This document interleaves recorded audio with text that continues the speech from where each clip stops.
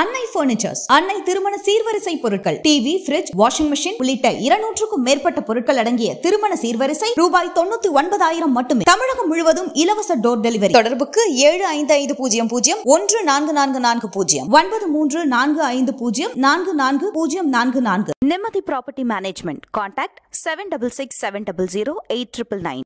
திருவள்ளுவர் வந்து பாராட்டி பேசுறாரு. அவரு நான் இங்க தமிழ்நாட்டுக்கு வந்து திருக்குறளை படிச்சிருக்கேன், அவர் ஆன்மீக கருத்துக்களை சொல்லியிருக்கிறாரு, என்னை வந்து மாத்தி இருக்கிறாருன்னு சொல்றாரு. Fraud statement. ஆளுநருக்கு வள்ளுவரை பத்தி பேசுறதுக்கு என்ன தகுதி இருக்கு? எனக்கு அதை சொல்லுங்க. ஆளுநர்கிட்டே கொடுங்க இந்த கேள்வி. திமுக சார்பாகவே கேட்கப்பட்டதுன்னு கேளுங்க. பேசக்கூடாதுங்கிறாரா கான்ஸ்டன்டைன்? நான் உறுதியா சொல்றேன். எங்கேயாவது ஒரு இடத்துல ஒரு ஸ்டேட்மெண்ட் தமிழர்களை திருடர்கள்னு சொன்னாரு போடிங்கிறதுக்கு ஆதாரம் காமிங்கன்ற ரங்கராஜ் பாண்டே வந்து கேட்கிறாரு. ஆதாரம் இருக்கா அப்படின்னு கேட்கிறாரு. உங்கள்ட்ட ஆதாரம் இருக்கா? ஏன்டா ஆதாரம்? அங்க ஒடிசாவினுடைய முதலமைச்சருக்கு ரொம்ப நெருக்கமாக வலதுகாரமாக நிழலாக திகழ்பவர் திரு வி கே பாண்டியன். அவர் தமிழர், அவர் தமிழ்நாட்டை சேர்ந்தவர். அவர் அங்க பொறுப்பில் இருக்கும்போது அந்த சாவி காணாம போயிருக்கு. வி கே பாண்டியனை நேரடியாக குறிப்பிட முடியாததன் காரணமாக தமிழ்நாடுன்னு குறிப்பிடுறாருன்னு சொல்றாங்க. ஏன்டா ஒரு தமிழனை சொல்ல மாட்டேன், நீ 8 கோடி தமிழர்களை சொல்லுவியா? கேவலம் கெட்டவன, வெக்கம் கெட்டவன. நான் என் காரி தூப்பிட மாட்டான், விஷயம் தெரிஞ்சவன். வி கே பாண்டியன் சொல்லிட்டு போ. நானே சொல்லுவேன், இந்த மண்ணை தமிழன் தான். ஒடிசாக்காரன் சொல்லட்டும், எங்க ஒடிசாவில் பிறந்தவன் தான் ஆடணும். அவன் மண்ணு அவன் கேட்குறான். நீ யாருன்னு கேட்குறேன். நீ என்ன ஒடிசாவில் வந்து பேசுகிற? அதனால தான் கேட்குறேன், நீ என்ன பரதேசியான்னு கேட்குறேன்.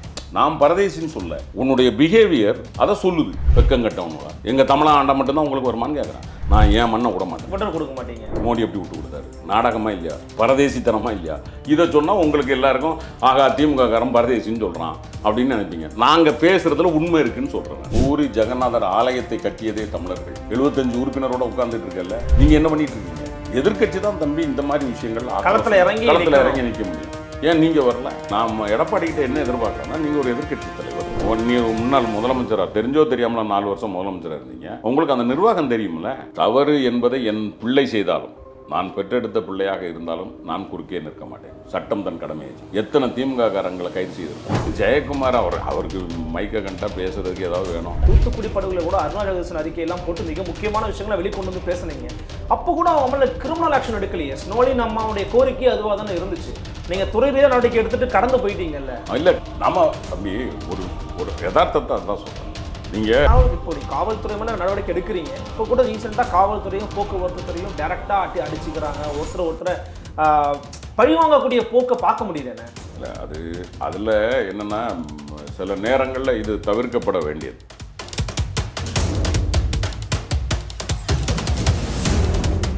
ஃபோர்த் ஸ்டேட் தமிழ் நேயர்களுக்கு அருள்மொழிவர்மனின் அன்பார்ந்த வணக்கங்கள். இன்று நமது பெரிதிலும் பெரிதுகள் நிகழ்ச்சியில் நம்மோடு நடந்திருக்கிறார் திராவிட முன்னேற்ற கழகத்தினுடைய செய்தி தொடர்பு செயலாளர், தி ரைசிங் சன் இதழின் ஆசிரியர், மரியாதைக்குரிய பேராசிரியர் திரு கான்ஸ்டன்டைன் ரவீந்திரன் அவர்கள். வணக்கம். வணக்கம். எப்படி இருக்கீங்க? நல்லா இருக்கேன். நீங்கள் எப்படி இருக்கீங்க? மிக்க மகிழ்ச்சி. நலமாக இருக்கேன். தமிழ்நாட்டு அரசியலை ரொம்ப கூர்ந்து கவனிச்சுட்டு வருவீங்க. அடுத்தடுத்து தேர்தல்கள் நடந்து கொண்டிருக்கிற ஒரு தருணத்தில் இருந்தாலுமே கூட தமிழ்நாட்டில் வழக்கம் போல சில சித்தாந்த விஷயங்கள் நடந்துகிட்டு இருக்கிறத பார்க்க முடிகிறது. அந்த அடிப்படையில் மரியாதைக்குரிய ஆளுநர் RN ரவி அவர்கள் திருவள்ளுவர் தினம்னா இன்னைக்கு தான்ப்பா திருவள்ளுவர் தினம் அப்படின்னு சொல்லி சமீபத்தில் அனுஷ நட்சத்திரம், அதில் தான் நம்ம திருவள்ளுவர் வழிபடணும்னு சொல்லி ஒரு பத்திரிகையெல்லாம் கூட அடித்து காவி நிறத்தில் வள்ளுவரை வந்து பதிப்பிச்சு அவருக்கு வந்து வழிபாடு செய்தெல்லாம் வந்து பண்ணியிருக்கிறாங்க. அதை மரியாதைக்குரிய சபாநாயகர் அப்பா உட்பட பல பேர் எதிர்த்துருக்கிறாங்க. திமுகவிலும் பல எதிர்ப்புகள் வந்துகிட்டு இருக்கு. ஏன் எதிர்க்கணும்? திருவள்ளுவரை கொண்டாட தானே செய்கிறாங்க அப்படிங்கிற கேள்வி வருது. அவங்க கொண்டாடலை, கேவலப்படுத்துகிறாங்க. சிறுமைப்படுத்துதல்னு சொல்லுவார். Be little a personality. அதெல்லாம் ரிடிகுலஸ். இதுதான் சரியான வார்த்தை. திருவள்ளுவர் வந்து பாராட்டி பேசுறாரு. அவரு நான் இங்க தமிழ்நாட்டுக்கு வந்து திருக்குறளை படிச்சிருக்கேன், அவர் ஆன்மீக கருத்துக்களை சொல்லியிருக்கிறாரு, என்னை வந்து மாத்தி இருக்கிறாருன்னு சொல்றாரு. Fraud statement. அவருக்கு வள்ளுவரை பத்தி என்ன தெரியும்? வள்ளுவர் எந்த இடத்துல வந்து தன்னை ஒரு மதமா காமிச்சிருக்கிறாரா? உலகம் கொண்டாடக்கூடிய பொதுமறை தந்தவன். எனக்கு தெரிஞ்சு உலக அளவில் எந்த மொழியிலும் இப்படி ஒரு புலவன் இல்லை. அதாவது மனிதனுடைய வாழ்க்கையை 3ஆக பிரித்து அறம், பொருள், காமம் அல்லது இன்பம் கொண்டு வந்து அது ஒவ்வொன்றுக்குமான அதிகாரத்தை நிறுத்தி அது ஒவ்வொன்றிலையும் ஒவ்வொரு தத்துவம், ஒவ்வொன்றும் ஒவ்வொரு தத்துவம். ரைட். இப்போ நீங்கள் சாக்ரட்டிஸ் அப்படின்னு எடுத்தீங்க அப்படின்னா, ரைட், அரிஸ்டாட்டில் எடுத்தீங்கன்னா இவங்கெல்லாம் வந்து ஒரு அரசியல் தத்துவம் பேசியிருப்பாங்க. ஆமாம். ரைட். இவங்ககிட்ட வாழ்வியல் தத்துவம் இருக்காது. வாழ்வியல் தத்துவம்னா இன்பவியல் நான் சொல்கிறது. ரைட். அந்த ஃபிலாசபி ஆஃப் பொலிட்டிக்ஸ் அதான் இருக்கும். அதே மாதிரி யாரை எடுத்து பார்த்தாலும், எந்த ஒரு எழுத்தாளனை எடுத்து பார்த்தாலும், இப்போ ஜான் கீட்ஸ் எல்லாம் இந்த மாதிரி வில்லியம் வேர்ட்ஸ்வொர்த், இப்போ வில்லியம் வேர்ட்ஸ்வொர்த்தை எடுத்து பார்த்தீங்க அப்படின்னா போயட் ஆஃப் நேச்சுரல், ரைட், இயற்கையின் கவிஞன் அவன். அதாவது ஒரு பார்ட்டு தான் அவங்ககிட்ட இருக்கும், ரைட். அரசனாகவும் இருந்திருக்கிறார், ரைட், நல்ல பிள்ளையாகவும் இருக்கிறார், தந்தையாகவும் இருக்கிறார், நல்ல காதலனாகவும் இருக்கிறார், கணவனாகவும் இருக்கிறார். யார் அப்படி செஞ்சிருக்கா உலகளாவ? யாராவது நான் பார்த்த வரைக்கும், நான் பழகிய பல அறிவாளிகளோடு நான் பழகிய வரைக்கும் எனக்கு தெரிஞ்சு இந்த மாதிரி ஒரு புலவன் கிடையவே கிடையாது. அப்போ அவரை இதெல்லாம் தெரிஞ்சதுனால தான் 1964 பக்தவச்சலம் அவர்களுடைய ஆட்சியில், ரைட், நம்ம துணை ஜனாதிபதி ஜாகிர் ஹுசேன் வந்து அந்த படத்தை திறந்து வைக்கிறாங்க சட்டமன்றத்தில். எப்படி? அதுக்கு அந்த ஸ்தபதிகள் அந்த படத்தை வரைஞ்ச அவர் சொல்கிறார், நாங்கள் ஏன் இதெல்லாம் செஞ்சோம் அப்படின்னு சொல்லி அவர் சொல்லியிருக்கிற அந்த தத்துவங்கள் இருக்குல்ல. அவருக்கு மூக்கு ஏன் நாங்கள் கூர்மையாக வச்சுருக்கோம், மூக்கு கூர்மையாக வைத்திருந்தால் என்ன அர்த்தம்? அந்த நம்ம சொல்லுவோம்ல சாமுத்திரிகா லட்சணம், அந்த நெத்தியை ஏன் நாங்கள் ஏர் நெத்தியாக வச்சுருந்தோம், அந்த நெத்தி ஏறி இருந்தால் அவனுடைய சிந்தனை எப்படி இருக்கும்? அவருடைய கண்ணில் ஏன் நாங்கள் தீட்சண்யம் வச்சோம்? அவரை வந்து ஒரு வீட்டில் உட்கார்ந்துருக்கிற மாதிரி இல்லாமல் ஒரு பின்புலத்தில் வந்து ஒரு ஒளி பிம்பம், ரைட். வழக்கமாக நாங்கள் எப்படி காட்டுவோம் அப்படின்னா, ஒரு ஆன்மீகவாதியவோ ஒரு தத்துவ ஞானியவோ பார்க்கும்போது அவர் தலைக்கு பின்னாடி மட்டும்தான் ஒளிவட்டம். ஆனால் வள்ளுவருடைய இதில் தான் ஒளிவட்டம் வந்து பரவி இருக்கும். என்னன்னா, தனக்கு கிடைத்த ஞானத்தை உலகத்திற்கு கொடுத்தவன். அப்போ அந்த படம் எவ்வளவு நுணுக்கங்களோடு, அது போக நான் அதில் இன்னொன்றையும் பார்க்கிறேன், தமிழனினுடைய அந்த இது இருக்கு பாருங்க, கலையோட அம்சம் அதுவும் அதில் இருக்கு. இந்த மாதிரி தான் வள்ளுவனை வரையணும் அப்படின்னு சொல்லி காங்கிரஸ் அரசாங்கத்தில் பெருந்தலைவர் காமராஜர், தலைவர் கலைஞர், பேரறிஞர் அண்ணா, இது மட்டும் இல்லை தோழர் ஜீவா, இந்த நம்ம கிருபானந்த வாரியார் ஐயா, ஆன்மீக வழியிலையும் சரி, அரசியலையும் சரி, இலக்கிய தத்துவங்களில் இருந்தவர்களும் சரி, எல்லாரும் ஏற்றுக்கொண்டு அந்த படம் திறந்து வைக்கப்படும். அவருக்கு வெள்ளையில தான் இருக்கணும், உடை இருக்கணும், அவருக்கு எந்த விதமான மத அடையாளமும் இருக்கக்கூடாது. யார் எடுத்தாலும் இவர் நமக்கானவர் என்று சிந்திக்கக்கூடிய, நான் அதைத்தான் சொன்னேன், யாதும் ஊரே யாவரும் கேளீர்னு வாழ்ந்த உலக பொதுமுறை மாதிரி உலக பொதுமுறையை தந்த புலவன், தமிழ் புலவன் வள்ளுவர். இவரை உலகம் கொண்டாடிட்டு இருக்கும்போது இவர் ஒரு இடத்துக்குள்ள கொண்டு போறாரு. இவர் இவ்வளவுதான் சுருக்கிறது இல்லை இது, ரைட். நாங்க அவரை உலகளாவ கொண்டு போகும்போது இவர் வந்து ஒரு பார்ப்பனிய இந்துத்துவவாதி அப்படின்னு கொண்டு போறாரு. என்ன நியாயம்? இல்ல காவி உடை அணிந்தாலே நீங்க அப்படிதான் பொருள் எடுத்துக்கணும். அது அவர் தான் சொல்றாரு, அவர் இந்துன்னு. இவருக்கு என்ன அதிகாரம் இருக்குன்னு கேட்கறேன். நான் கேட்கறது என்னன்னா, ஆளுநருக்கு வள்ளுவரை பத்தி பேசுறதுக்கு என்ன தகுதி இருக்கு? எனக்கு அதை சொல்லுங்க. ஆளுநர்கிட்டே கொடுங்க இந்த கேள்வி. திமுக சார்பாகவே கேட்கப்பட்டதுன்னு கேளுங்க. வள்ளுவரை பத்தி பேசுறதுக்கு உங்களுக்கு என்ன அருகதை இருக்கு? பேசக்கூடாதுங்கிறாரா கான்ஸ்டன்டைன்? நான் உறுதியா சொல்றேன், பேசுறதுக்கு தகுதி வேணும்னு சொல்றேன். நீங்க ஒன்றில் இப்ப ரவீந்திரநாத் தாகூர் இந்த மாதிரியான ஒரு மொழி புலமை உங்களுக்கு ஏதோ ஒண்ணுல இருக்கு, நீங்க இவரை தெரிஞ்சிருக்கீங்க, நீங்க பேசுறீங்க, நான் ஏத்துக்குவேன். சரி, ரைட். இல்ல வள்ளுவனை முழுசும் படிச்சு அறிஞ்சு அவன் என்ன சொல்லியிருக்காரு இந்த வரலாறு தெரிஞ்சிருந்தா உங்களை நான் பாராட்டுவேன். கிடையாது. அது மட்டும் இல்ல, இந்த திருவள்ளுவரை ஏன் நாங்க இந்த மாதிரி வெண்ணுடையில் வைத்து அவர் ஒரு வெள்ளுடை வேந்தன் மாதிரி நாங்க வச்சிருக்கிறோம் அப்படிங்கிறதுக்கான பின்புலம் உங்களுக்கு தெரியணும். தெரியாது. உங்களுக்கு தெரிஞ்சதெல்லாம் RSS கொண்டாட சொல்றது, நீங்க அதை கொண்டாடிட்டு தெரியுறீங்க. நீங்க ஒரு RSS வாதி. RSS அப்படிங்கிற அந்த தத்துவார்த்த ரீதியாக நீங்கள் வள்ளுவனை இழுப்பது ஒட்டுமொத்த தமிழர்கள், 8 கோடி தமிழர்கள் மட்டுமல்ல, உலகெங்கும் வாழுகிற தமிழர்களுக்கெல்லாம் நீங்கள் அவமானப்படுத்துகிறீர்கள். வள்ளுவனை இதுபோல சிறுமைப்படுத்த இன்னொருவன் பிறந்து வரும். இல்ல அப்படி சிறுமைப்படுத்தணும் அல்லது வந்து வள்ளுவரை வந்து கொச்சைப்படுத்தணுங்கிற நோக்கம் என்ன இருக்க முடியும்? வள்ளுவரை உலகமே கொண்டாடும் போது நானும் வள்ளுவரை கொண்டாடுறேன் அப்படின்னு தானே அவர் வந்து தமிழர்களை தன்மையப்படுத்தணுங்கிற நோக்கம் தானே அதில் இருக்க முடியுமே தவிர வள்ளுவரை சிறுமைப்படுத்தணும் நோக்கம் இருக்குமான்னு கேட்குறேன். சரி, இப்போ ஒரு மாதத்துக்கு முன்னாடி, ஏப்ரல் 19க்கு முன்னாடி, நாங்கள் தமிழை உலகமெல்லாம் கொண்டு போவோம், வேட்டி கட்டி தமிழரை பிரதமராக்குவோம் சொன்னவர் தானே இதில் போய் ஒடிசாவில் போய் இவனு திருடன்னு சொன்னார். அப்போ அப்படி சொன்னதுக்கு என்ன அர்த்தம்? இப்போ சொல்கிறதுக்கு என்ன அர்த்தம்? அந்த கூட்டம் தானே இந்த கூட்டம். புரியுதா இல்லையா தம்பி? அதான் சொல்கிறேன். இவங்களுடைய நோக்கம் இங்கே தமிழை நான் கொண்டாடுறதோ தமிழை கொண்டாடுறதோ இல்லை. ஒன்று தெரியுமா? இதுக்கு முன்னாடி ஒரு MP ஒருத்தர் வந்தார், ஞாபகம் இருக்கா உங்களுக்கு? வள்ளுவரை சுற்றிட்டு போனார்ல, அந்த வள்ளுவர் சிலையை அவரால் திறக்க முடிஞ்சுதா? ஏன் முடியல? எங்கே கொண்டு போட்டிருந்தாங்க. அதில் பெரிய கொடுமை, இவர் தலித்துன்னு சொல்லி போட்டானுங்க. தலித்தாவே இருக்கட்டும் சார், அவனுடைய அறிவு இது. அப்போ உனக்கு சாதி முக்கியம், நீ அந்த வர்க்கம், நீ எப்படி வள்ளுவனை தொடுறாங்கிற நான் உனக்கு என்ன அருகதை இருக்கு? அதாவது சாதியை மறுக்கிறவர்கள் அல்லது தமிழ் தத்துவத்தை, தமிழ் இனத்தை, தமிழ் மொழியை, தமிழ் பண்பாட்டை, கலாச்சாரத்தை காப்பதற்காக அவன் வேற சாதியாக கூட இருக்கலாம், வேற மதமாக கூட இருக்கலாம், வேற இனமாக கூட இருக்கலாம், வேற நாட்டை சார்ந்தவனாக கூட இருக்கலாம். ஆனால் நிறைய பேர் இப்போ நான் பார்க்குறேன் நம்மளுடைய தமிழ் கலாச்சாரத்தை ஒரு இன்னும் ஒழுங்கான தமிழ் பேச தெரியாத ஒரு பிரிட்டிஷ்காரன் இங்கிலீஷ்காரங்க வந்து உட்காந்து பண்ணிட்டு இருக்காரு தெரியுமா? உங்க டிவியில் கூட பேட்டி, உங்க 4th எஸ்டேட்ல கூட பேட்டி கொடுத்துருந்தாரு, நான் பார்த்தேன். அந்த அளவுக்கு இருக்கு, பாராட்டுவோம். உண்மைதான் இருக்காங்க. ரைட். நீங்க இதுவரைக்கும் என்ன பண்ணிருக்கீங்க? ஆளுநர் சரி, நீங்க வந்ததுல இருந்து வள்ளுவர் கிளாஸ் படிச்சீங்கல்ல, என்னைக்காவது எங்கேயாவது வள்ளுவரை பத்தியோ வள்ளுவத்தை பத்தியோ எங்கேயாவது இதுவரைக்கும் பேசியிருக்கீங்களா? இல்ல இந்த நாளில் எழுதிட்டு போறது. அதாவது என்னன்னா, நம்ம தை மாசம் நமக்கு உரியது தம்பி. தை மாசம் 2ஆம் தேதி புத்தாண்டோட அடுத்த நாள் தலைவர் திருவள்ளுவரோட பிறந்த தினம். நம்ம வள்ளுவர் தினம் கொண்டாடுறோம். ரைட். இதை நம்ம தானே கொண்டு வந்தோம். அதுக்கு நேர்மாறாக கொண்டு போறது. ஏப்ரல் மாசம் தான் அவர் பிறந்தார்.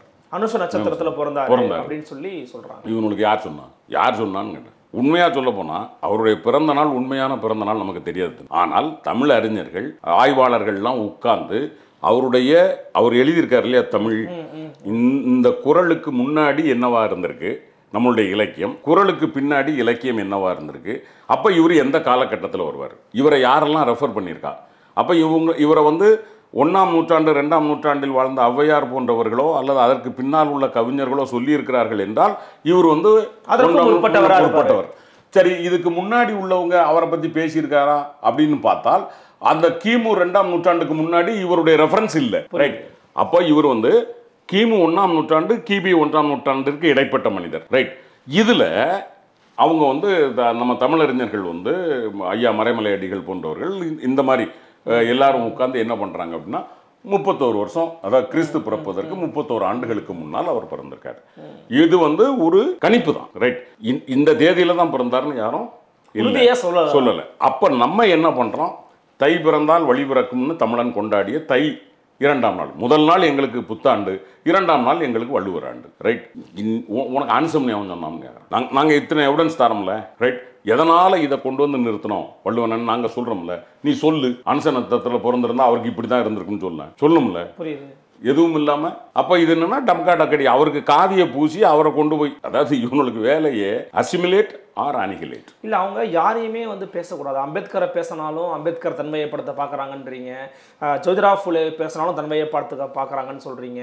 பெரியாரை வந்து பேசுகிறார், இப்போ எல்முருகன் ஒரு பெரியாரை பற்றி பேசியிருந்தாரு, அண்ணாமலை சில சமயம் பேசியிருந்தார், தன்மையப்படுத்த பார்க்குறாங்கன்னு சொல்கிறீங்க. வள்ளுவரை பற்றி பேச தன்மையப்படுத்த பார்க்குறாங்கன்னு சொல்கிறீங்க. பேசணுமா பேசக்கூடாதா? அப்போ நான் சொல்கிறது என்னென்னா, அம்பேத்கர் ஐயாவை நீங்கள் பேசுகிறீங்கல்ல, அம்பேத்கர் எந்த தத்துவத்தை பேசினாரோ அந்த தத்துவத்தை நீ பேசுறியா? இல்லை. நேற்று முந்தானாலோ நேற்றோ தினமணியில் ஒரு கட்டுரை வந்துச்சு, படிச்சிருப்பீங்க. ரைட். திருவள்ளுவர் வந்து இந்து தாம்னு சொன்னதாக ஒரு தகவல் வந்துடும். ஏதோ ஒரு பத்திரிக்கை பேர் வேண்டாம்னு வச்சுக்கோங்களேன், ஒரு பத்திரிக்கை, அவர் இந்து தான் கண்ணதாசன் சொன்னார்னு ஒருத்தர் சொல்லுவான். ரைட். நம்ம வந்து அவரை வந்து நம்ம எந்த மதத்திலும் அடைக்க விரும்பல. அவர் உலக பொதுமுறை. ஏன்னா ஒரு காலத்தில் தமிழன் வந்து அப்படி தான் வாழ்ந்திருக்கான். மதங்கள் இல்லாமல், மதம் கிடையாது, சாதி கிடையாது, இனம் கிடையாது. அதாவது வாணிபத்தை, கடல் வாணிபத்தை இந்தியாவிற்கு அறிமுகப்படுத்தியவனே தமிழன். நாங்கள் உலக அளவில் நாங்கள் தலைவர்கள். என்ன போய் நீ போய் உன்ன மாதிரி முட்டாள்தனமாக எங்களை கொண்டு சேர்க்குற? இது என்னன்னா தம்பி, நீங்கள் பேசுங்க, பெரியாரை பேசுங்க, பேரறிஞர் அண்ணாவை பேசுங்க, ஐயா அம்பேத்கரை பேசுங்க, வள்ளுவரை பேசுங்க, வேண்டாம் சொல்ல. அவர்கள் எந்த தத்துவத்தை பேசினார்களோ அந்த தத்துவத்தை பேசு. அவர்கள் எதற்கு எதிராக பேசினார்களோ அந்த தத்துவத்தை நீ பேசிக்கொண்டு இதை அவர்களே ஒத்துக்கொண்டார்கள் என்று பேச. ரைட். இப்போ நாங்கள் அம்பேத்கரை எதுக்கு எதுக்குறோம்னா, அதுதான் அந்த பத்திரிகை நான் சொன்ன ஒரு பத்திரிகை. அதில் ஆர்எஸ்எஸ் இயக்கத்தை காந்தியும் ஒத்துக்கொண்டார், அம்பேத்கரும் ஒத்துக்கொண்டார்னு எழுதுறான். எங்கேயாவது ஒத்துக்கிட்டாரா தம்பி? ரைட். ஓகே.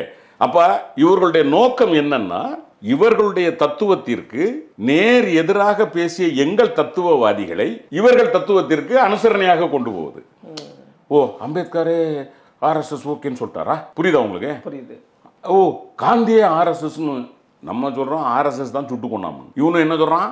காந்தி ஏத்துக்கிட்டாரு. புரியுதா உங்களுக்கு? அப்ப இவர்களுடைய நோக்கம் என்னன்னா, காந்தியத்தை பேசுவதல்ல, தாங்கள் பேசுவதை இவர்களெல்லாம் பேசினார்கள்னு அவங்கள உள்ள அதான் அசிமிலேட், தன்வயப்படுத்துதல், தன்வயப்படுத்திக்கிறது. ஒத்து வரலன்னு தெரிஞ்சதுன்னு வைங்க, இவன்லாம் தேச துரோகின்னு அனிகிலேட் பண்ணிடுறது. இப்போ இவங்களுக்கு அம்பேத்கர் அப்படி சொல்ல முடியாது, ஐயா பெரியார் அப்படி சொல்ல முடியாது.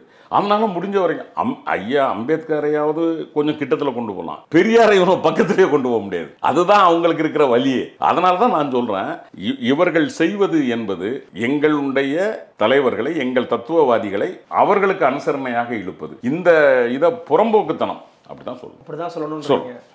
நீங்க பேசும்போது இன்னொரு வார்த்தை சொன்னீங்க, என்னன்னா இந்த மாதிரி எப்படி மோடி அமித்ஷா வந்து ஒடிசால போய் தமிழர்களை திருடர்கள்னு சொன்னாங்களோ அப்படின்ற ஒரு கோட் ஒன்று பண்ணீங்க. இன்றைக்கு வரைக்கும் பாஜகவினர் 20ஆம் தேதிக்கு பிறகு சொல்லக்கூடிய விஷயம், எங்கேயாவது ஒரு இடத்துல ஒரு ஸ்டேட்மெண்ட் தமிழர்களை திருடர்கள்னு சொன்னாரு மோடிங்கிறதுக்கு ஆதாரம் காமிங்கன்றாங்க. ரங்கராஜ் பாண்டே வந்து கேட்கிறாரு, ஆதாரம் இருக்கா அப்படின்னு கேட்கிறாரு. உங்கள்கிட்ட ஆதாரம் இருக்கா? ஏன்டா ஆதாரம் இருக்கு, நான் தாரேன். தமிழர்களை திருடர்கள் அப்படின்னு அமித்ஷாவும் மோடியும் சொல்லியிருக்காங்களா? ரைட், நான் சொல்றேன். 2 ஸ்டேட்மெண்ட் நான் கொடுக்குறேன் அவர் கேட்கறது. அதாவது எனக்கு ஹிந்தி தெரியாது, நான் ஓப்பனாக ஒத்துக்கிறேன். ஓகே, அவருடைய இங்கிலீஷ் ஸ்டேட்மெண்ட் என்னவா இருக்கு அப்படின்னா, அவருடைய மோடியோட பேச்சில் இங்கே இருக்கக்கூடிய நமது புனித பூமியான பூரி ஜெகநாதர் கோயிலினுடைய கருவூலத்தின் சாவி தமிழ்நாட்டில் இருக்கிறது. கருவூலத்தில் என்ன இருக்கு தம்பி? கருவூலத்தில் பணம் இருக்கும், பணம் இருக்கும், நகை இருக்கும். ரைட், இந்த சாவியை வந்து தமிழ்நாட்டில் இருக்கு அப்படின்னா அந்த சாவியை தமிழன் எதுக்கு எடுத்து வந்துருப்பான்? அப்போ அதாவது நான் என்ன சொல்றேன், ஒரு கோயிலுடைய சாவி தமிழ்நாட்டில் இருக்குன்னா ஒருவேளை ஏதோ கோயில் தகராறு அப்படின்னு சொல்லலாம். ரைட், கருவூலத்தின் சாவியை எடுத்துட்டு போயிட்டான் அப்படின்னு சொன்னா அதுக்கு என்ன அர்த்தம் தம்பி? அங்க ஒடிசாவினுடைய முதலமைச்சருக்கு ரொம்ப நெருக்கமாக வலதுகாரமாக நிழலாக திகழ்பவர் திரு வி.கே. பாண்டியன். அவர் தமிழர், அவர் தமிழ்நாட்டை சேர்ந்தவர். அவர் அங்க பொறுப்புல இருக்கும்போது தான் அந்த சாவி காணாம போயிருக்கு. வி.கே. பாண்டியனை நேரடியாக குறிப்பிட முடியாததன் காரணமாக தமிழ்நாடுன்னு குறிப்பிடுறாருன்னு சொல்றாங்க. ஏன்டா ஒரு தமிழனை சொல்ல மாட்டேன், நீ 8 கோடி தமிழர்களை சொல்லுவியா?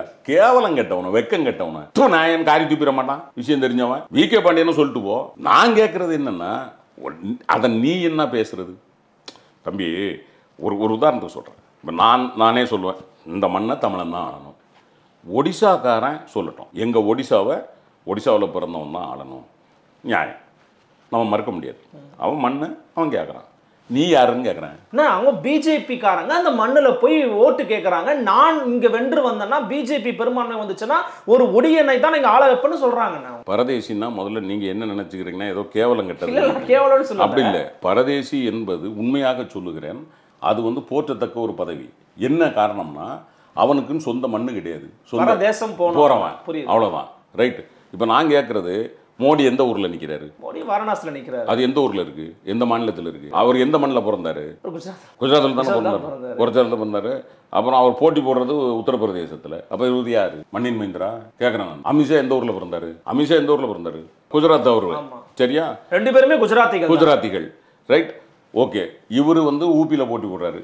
நீ குஜராத்தில் போய் பேசு, குஜராத்தை சேர்ந்தவன் தான் ஆளணும், நியாயம். நீ என்ன ஒடிசாவில் வந்து பேசுற? அதனால தான் கேட்குறேன், நீ என்ன பரதேசியான்னு கேட்குறேன். நான் பரதேசின்னு சொல்ல, உன்னுடைய பிஹேவியர் அதை சொல்லுது. எல்லாருக்கும் வக்காலத்து பேசணும்னா பரதேசி தான் பேச முடியும். நான் வந்து என் மண்ணுக்கு நான் உரிமை பேச முடியும் தம்பி. நான் போய் எல்லா மண்ணுக்கும் நான் உரிமை பேச முடியாது. யார் பேச முடியும்? பரதேசி தான் பேச முடியும்.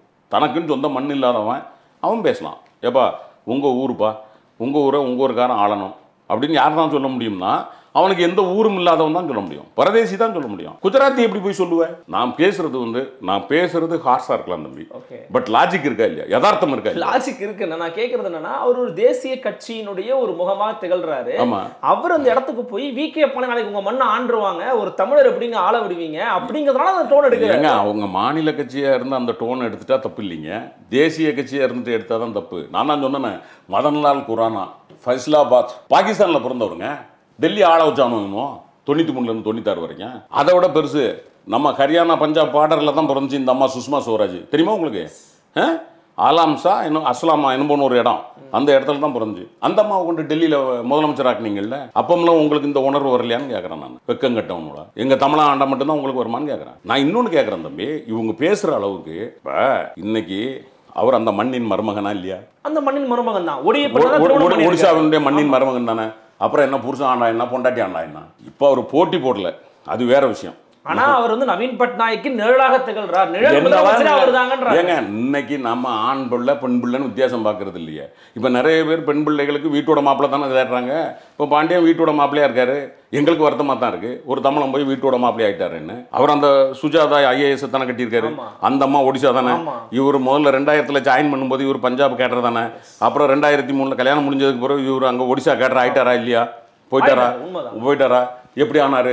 அந்த மண்ணின் மருமகன் அவன் ஆண்டு போறான். உனக்குன்னு வந்துச்சுன்னு கேட்குறான். நீ யோக்கியனா இருந்து நீ குஜராத்தில் போட்டி போட்டு நீ குஜராத்தில் இருந்து எம்பி காந்தி நகர்லையும் போட்டி போட்டு வாரணாசிலையும் போட்டு 2லையும் ஜெயிச்சு காந்தி நகரை கைவிட்டாரா? நீ மண்ணை பற்றி பேசலாமா? நான் பண்ண மாட்டேன் தம்பி. நான் தமிழ்நாட்டிலையும் ஒரு எம்பி ஆகி கன்னடாவிலையோ கேரளாவிலையோ ஆந்திராவிலையோ நான் ஒரு தொகுதியில் ஜெயிச்சா நான் ஏன் மண்ணை விட மாட்டேன். கொடுக்க மாட்டீங்க. மோடி எப்படி விட்டு கொடுத்தாரு? நாடகமா இல்லையா? பரதேசித்தனமா இல்லையா?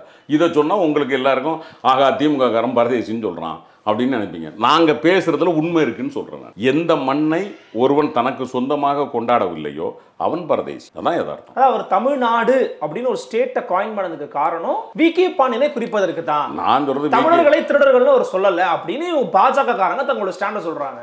நீ என்ன சொன்ன? எனக்கு தேவை அந்த சாவி தமிழர்கள் தமிழ்நாட்டில் இருக்கிறது. தமிழ்நாடுன்னா என்ன? ஆகு பெயர் தானே. தமிழ்நாடு என்பது தமிழ்நாடு மக்களை தானே குறிக்கும். அதானே. அப்போ நான் எங்ககிட்ட தானே சாவி இருக்குன்னு சொல்கிறேன்.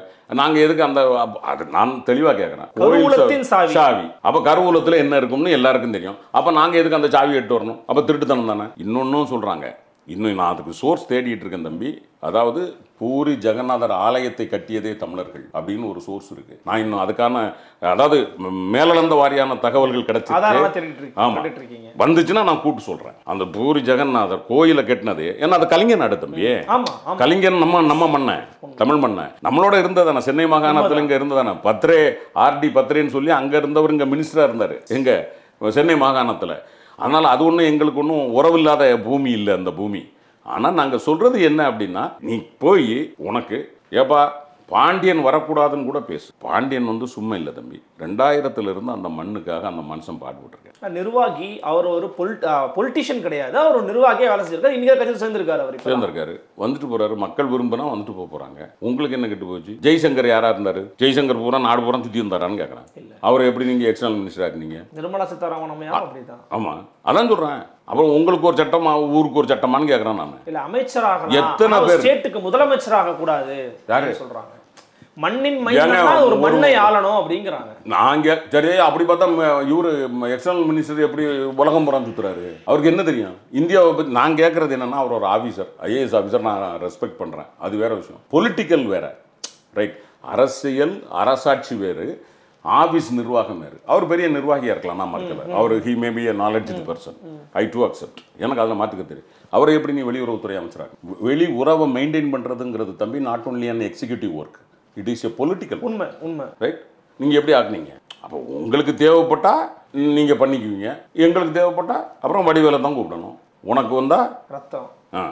அதான் அதைத்தான் நம்ம தப்புங்கிறோம். பேசு, எல்லா இடத்துலையும் யதார்த்தத்துக்கு பேசு. பாகிஸ்தானில் பிறந்த கொரோனாவை டெல்லிக்கு முதலமைச்சர் ஆக்குனீங்களே, உங்களுக்கு அதுக்கு கொதிப்பு வரல. தமிழன் ஆள்றான ஒன்று கொதிப்பு வருதுன்னா அப்போ உங்கள் எதிரின்னு நீங்கள் சொல்லிக்கிட்டு இருக்கிற பாகிஸ்தானியர்களை விட தமிழர்களை நீங்கள் எதிரியாக நினைக்கிறீங்களா இல்லையா? அப்போ தமிழ்நாட்டில் பிஜேபிக்கு ஓட்டு போடுறவங்க பூரா தமிழின துரோகியா இல்லையா? கேள்வி வருமா வராதா? அதாங்க. எதிர்க்கட்சி தலைவர் எடப்பாடி பழனிசாமி நேற்று வந்து ஒரு அறிக்கையில் பேசும்போது சிலந்தி ஆற்றின் குறுக்கே அந்த தடுப்பணையை வந்து கேரளா கட்டுவதை தமிழ்நாடு அரசு உடனடியாக தடுத்து நிறுத்தணும். இந்த பேபி அணையை வந்து வலிமைப்படுத்துவதற்கான பணிகளை திராவிட முன்னேற்ற கழக ஆட்சி சரிவர செய்யலை அப்படிங்கிற ஒரு விமர்சனத்தை வச்சிருக்கிறாரு. கேரள அரசோட ரொம்ப நெருக்கமாக இருக்கிறீங்க, உங்களுடைய கூட்டணி கட்சியில் ஒரு முக்கியமான ஒரு முகமாக இருக்கிறாங்க, நேரடியாக போய் பேசலாம், ஆனால் கடிதம் எழுதிக்கிட்டு இருக்காருன்னு சொல்கிறாங்க. எப்படி பார்க்குறீங்க இதை? அதாவது நான் அவரை எண்ணத்தை சொல்லி அவர் தான் முதலமைச்சராக இருந்தார்.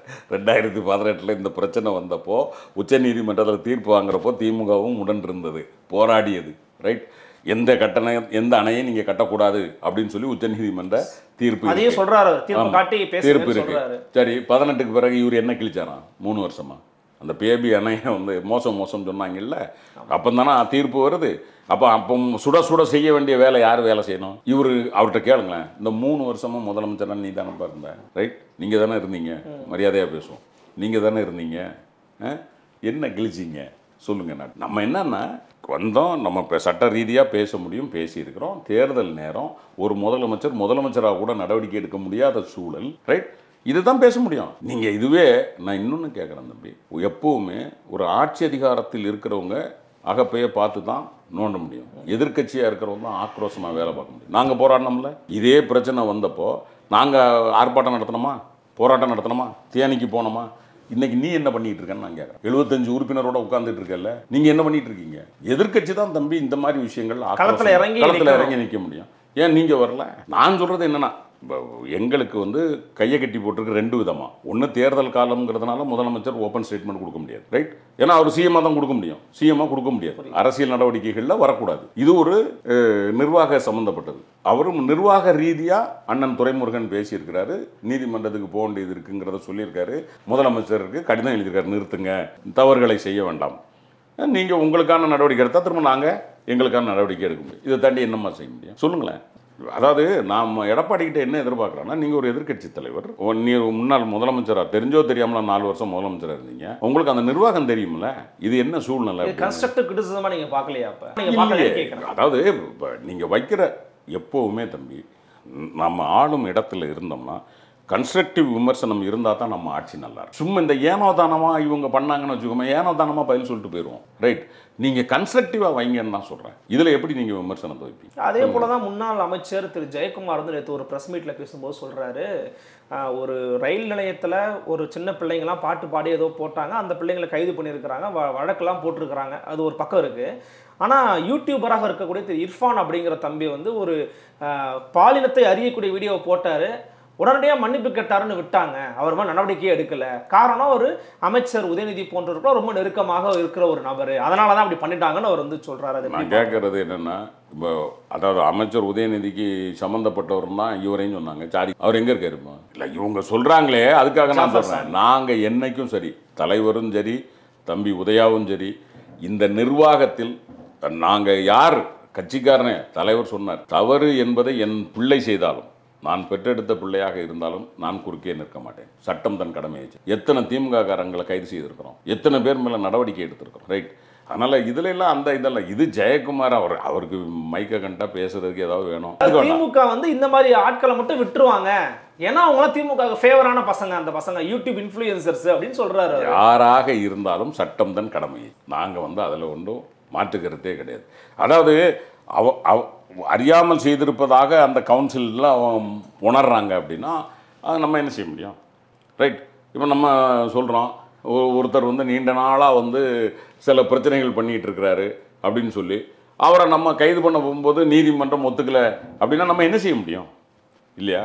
ஸோ இது நீதி பரிபாலனத்தில் வர்றது.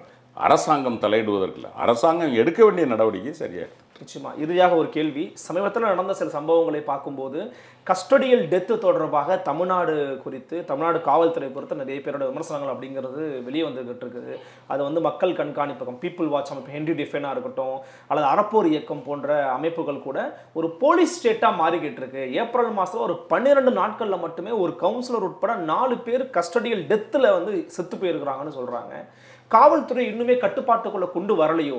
அப்படி இல்லையே. நீங்கள் காவல்துறை மீது சட்டமன்றத்திலே தலைவர் அறிவித்து காவல்துறை அதிகாரிகள் மீது நடவடிக்கை எடுத்து வழக்கு பதிஞ்சிருக்கோமா இல்லையா? இதே விக்னேஸ்வரன் நினைக்கிறேன் அந்த பையன் பேருங்க, தவறி போன பிள்ளை, நடவடிக்கை எடுத்தோமா இல்லையா? நம்ம யாரையும் விடுறதில்லை தம்பி. பல்வீர் சிங் மேல உடனே நடவடிக்கை எடுக்கல தானே? பல்வீர் சிங்கை ரொம்ப காலக்கெடு எடுத்த நீங்கள் யதார்த்தத்தில் ஒன்று புரிஞ்சுக்கணும் தம்பி. உங்கள் மேலே என் மேலே எடுக்கிற மாதிரி ஒரு அரசு அதிகாரிகள் மீது நீங்கள் எடுக்க முடியாது. அவங்களுக்கு இது இருக்குது, சட்ட தடுப்பு இருக்குது. இப்போ கவர்னர் ஏன் அவர் மேலே ஏன் நம்மளால் நடவடிக்கை எடுக்க முடியல? அவர் பண்ணுறது அயோக்கியத்தனம்னே தெரியும் நமக்கு, ஏன் எடுக்க முடியல? சில இடங்களில் அந்த இது சொல்லுவோம் இல்லையா, லீகலாக அவங்களுக்கு இருக்கிற ப்ரொடெக்ஷன், ரைட்? ஒரு அரசு அதிகாரியை நீங்கள் வந்து அவர் பேரில் தப்பு இருந்தாலும் முறைப்படி அவருக்கு விசாரணைக்கு கொடுத்து அது ஒரு கமிஷன் போட்டு விசாரணை எடுத்து துறை வாரியான நடவடிக்கையை தான் எடுக்க முடியும். கிரிமினல் ஆக்ஷன் கூட தூத்துக்குடி படுகொலை கூட அருணாச்சல அறிக்கையெல்லாம் போட்டு மிக முக்கியமான விஷயங்களை வெளிக்கொண்டு வந்து பேசுனீங்க. அப்போ கூட அவங்க மேலே கிரிமினல் ஆக்ஷன் எடுக்கலையே. ஸ்னோலின் அம்மாவுடைய கோரிக்கை அதுவாக தானே இருந்துச்சு. நீங்கள் துறை ரீதியாக நடவடிக்கை எடுத்துட்டு கடந்து போயிட்டீங்கல்ல? இல்லை, கடந்து போகல. அது அடுத்தது வழக்கில் வந்து அது வந்துட்டு தானே இருக்குது. நம்ம தம்பி ஒரு யதார்த்தத்தை அதுதான் சொல்கிறேன். நீங்கள் நம்ம அதில் நடவடிக்கை எடுக்காமலோ இல்லை அடுத்தடுத்த நிலைக்கு அது போகாமலோ ஹெல்டப்பாக இருந்தால் நீங்கள் கேட்குறது சரி. சில நேரங்களில் துறை வாரியான நடவடிக்கைகளில் இந்த மாதிரி இருக்குது. இதெல்லாம் நம்ம திரும்ப அவங்களுக்கான அரசு ஊழியர்களுக்கான அந்த நடவடிக்கைகளில் அவங்களுக்கான அந்த கோட் அண்ட் கான்டாக்ட் இருக்குல்ல, அதை நம்ம ரெஃப்ரெஷ் பண்ணணும், ரீஃபார்ம் பண்ணணும். பண்ணால் தான் நீங்கள் சொல்கிற மாதிரி நம்ம போக முடியும். அது மட்டும் இல்லை, நீதி நெறிமுறைகளில் வரும்பொழுது கொஞ்சம் காலதாமதங்கள் ஆகிறது. இதை நம்ம ஏற்றுக்கிட்டு தான் ஆக வேண்டியது. எனக்கும் அதில் உடன்பாடு இல்லை. பட் இருக்கிற சூழல் அப்படி தான் இருக்குன்னு சொல்லுங்கள். ஆனாலும் இப்போ நீ காவல்துறை மேலே நடவடிக்கை எடுக்கிறீங்க. இப்போ கூட ரீசெண்டாக காவல்துறையும் போக்குவரத்து துறையும் டைரெக்டாக அடிச்சுக்கிறாங்க. ஒருத்தரை பழிவாங்கக்கூடிய போக்கை பார்க்க முடியுது என்ன? இல்லை, அதில் என்னென்னா சில நேரங்களில் இது தவிர்க்கப்பட வேண்டியது. இதில் வந்து நம்ம இது டைரக்டா அரசை நோக்கி தான் விமர்சனங்கள் வருது. என்ன 2 துறைகள் அடிச்சுக்கிறாங்களே, இது எப்படி வந்து இதை பார்த்துக்கிட்டு வேடிக்கை பார்க்கறாங்க? அடிச்சுக்கிறாங்கன்னு எடுத்துக்க வேண்டாம். இல்ல அடிச்சுக்கிறாங்கன்னா ஒரு மிஸ் அண்டர்ஸ்டாண்டிங் வந்திருக்கு. இல்ல நம்ம நீங்க சீட் பெல்ட் போடல, நீங்க சட்டை ஒழுங்கா போடல, நேம் பேட்ச் இல்ல. இல்ல புரியுது. இது வந்து தலைவர் பேசுறாரு, முடிவு பண்ணிடுவாங்க, ஒன்றும் பிரச்சனை இருக்காது. பட் இதை அவாய்ட் பண்ணப்பட்டிருக்க வேண்டியது. அதில் நான் கருத்து மாறுபடலை. அதாவது காவல்துறையும் போக்குவரத்து துறையும் ஒன்றுக்குள்ளே ஒன்றா தான் இருந்தாங்க. திடீர்னு இந்த சின்ன ஃப்ளேரப் வந்திருக்கு. எதன் காரணமோ முதலமைச்சர் பேசுகிறாங்க, சரியாயிடும். நம்ம நம்ம ஒளியில் வருகிற போதே அதற்கான தீர்வு வந்திருக்கும், ஒன்றும் பிரச்சனை. நிச்சயமா. ஃபோர்த் எஸ்டேட் தமிழுக்காக உங்களோட நேரத்தை ஒதுக்கியமைக்கு மிக்க நன்றி. மிக்க நன்றி. உங்களுக்கும் ஃபோர்த் எஸ்டேட் நேயர்களுக்கும் மனமார்ந்த வாழ்த்துக்கள். நண்பர்களே, மீண்டும் ஒரு பெருதனும் சந்திக்கலாம். நன்றி, வணக்கம்.